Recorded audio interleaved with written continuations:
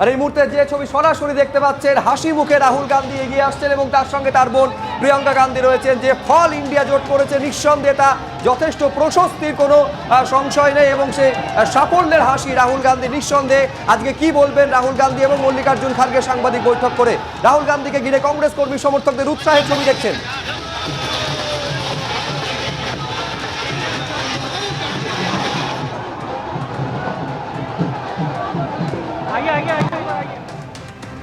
অর্থাৎ গোটা দেশে যেখানে এনডিএর আসন অনেকটাই কমেছে, সেখানে রাজ্যের ক্ষেত্রেও তৃণমূলকে কড়া টক্কর দিতে অনেকটাই ব্যর্থ বিজেপি। কারণ 2019-এ যে ফলাফল ছিল তাও এবার অনেকটাই পাল্টে গেল। 2019-এ তৃণমূল কংগ্রেসের প্রাপ্ত আসনের থেকেও এবার অনেকটাই বেশি। আর তারপরে অর্থাৎ এই ফলাফল সামনে আসার পরেই রাজ্য জুড়ে তৃণমূল কর্মী সমর্থকদের মধ্যে সেলিব্রেশনের ছবি।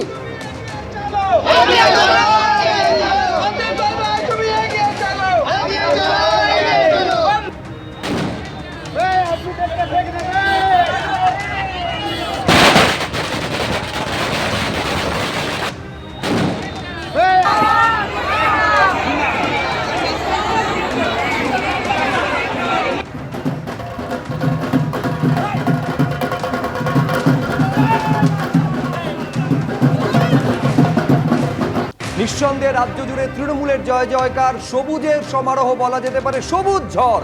তৃণমূল কংগ্রেস এখনো পর্যন্ত 42টি লোকসভা কেন্দ্রের কোথায় কোথায় জয়ী হয়েছে, কোথায় এগিয়ে রয়েছে, কোথায় কে প্রার্থী হয়েছেন, কত ব্যবধান। অভিষেক বন্দ্যোপাধ্যায় নিঃসন্দেহে একেবারে 7 লক্ষের বেশি ব্যবধানে, 7,01,563 ভোটের ব্যবধানে এগিয়ে রয়েছেন অভিষেক বন্দ্যোপাধ্যায়। নজর কাড়া কেন্দ্র ডায়মন্ড হারবার লোকসভা থেকে।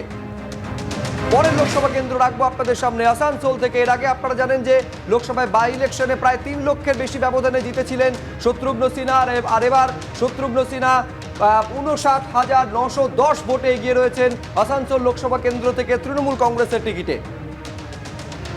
পরের লোকসভা কেন্দ্র মালদা দক্ষিণ এবং একমাত্র লোকসভা কেন্দ্র যেখানে ঈশা খান চৌধুরী কংগ্রেসের টিকিটে তিনি জয়ী হয়েছেন 1,15,000 ভোটের ব্যবধানে।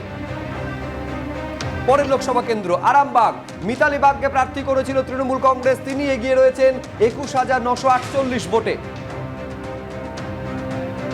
বহরমপুর লোকসভা কেন্দ্র নিঃসন্দেহে যেখানে ইন্দ্রপতন পঞ্চমবারের জন্য সাংসদ হওয়ার প্রতিদ্বন্দ্বিতায় নেমেছিলেন অধীর রঞ্জন চৌধুরী, কিন্তু তিনি পিছিয়ে রয়েছেন, তিনি এগিয়ে রয়েছেন ইউসুফ পাঠান।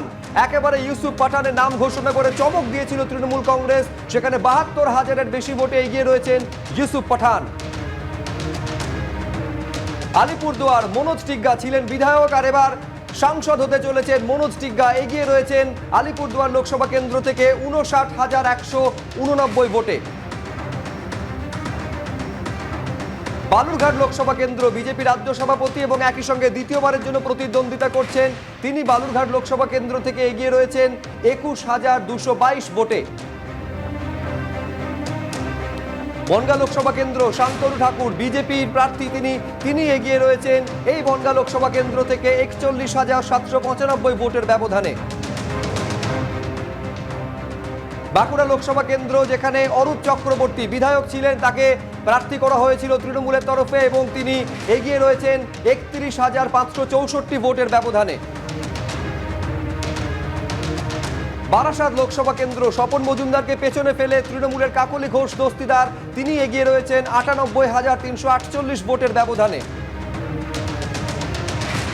বর্ধমান পূর্ব প্রথমবার প্রার্থী শর্মিলা সরকার, ডক্টর শর্মিলা সরকার, যাকে টিকিট দিয়েছিল তৃণমূল কংগ্রেস, বর্ধমান পূর্ব থেকে 1,53,843 ভোটের ব্যবধানে তিনি এগিয়ে রয়েছেন।